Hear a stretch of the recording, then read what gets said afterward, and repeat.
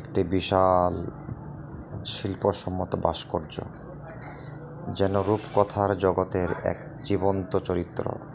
এটি নিপুণ কারুকাজে তৈরি একটি কল্পনার মূর্তি, যেখানে শিল্পী অত্যন্ত সূক্ষ্মভাবে রং, আকার ও আবেগ ফুটিয়ে তুলেছেন। এই ভাস্কর্যটি এক পরীর মতো চরিত্রকে উপস্থাপন করেছে। নরম গোলাপি ত্বক, লম্বা নীলচে চুল আর বড় মায়াবী চোখ তার এক রহস্যময় সৌন্দর্য এনে দিয়েছে।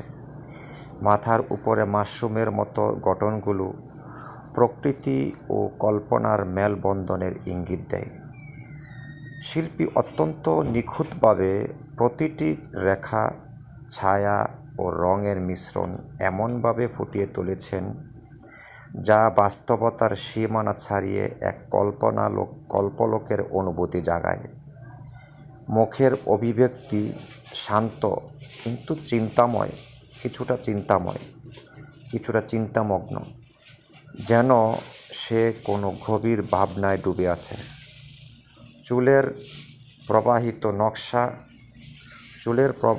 নকশা, চোখের পাতার সূক্ষ্ম আঁচড়, ঠোঁটের কোমল বাঁক, সবকিছুই নিপুণতা এর অসাধারণ উদাহরণ।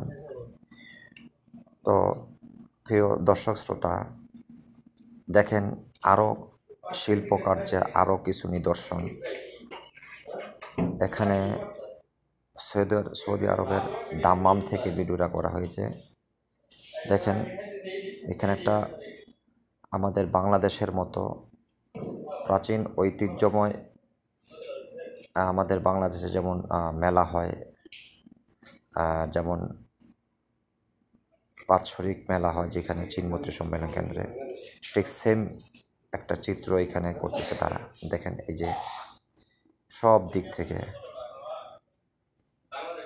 দেখেন কি গেট বানাইছে তারা ফোমের মাধ্যমে। ভাস্কর্যটিতে যেরকম ফোম দিয়া তৈরি করা হয়েছে, এই দেখেন এটা মিশরের না তুর্কি, এটা মিশর না, ঠিক আছে। এই সুন্দর ভাস্কর্যগুলা, এই যে গেটগুলা, এগুলা আমরাই তৈরি করছি।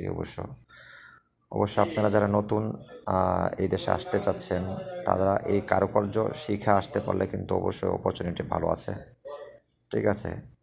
তো সবাই ভালো থাকবেন, সুস্থ থাকবেন। এই কারুকার্যের শিখে আসলে আপনাদের জন্যই ভালো হবে, অবশ্যই সাপোর্ট হবে। আসসালামু আলাইকুম রহমতুল্লাহ।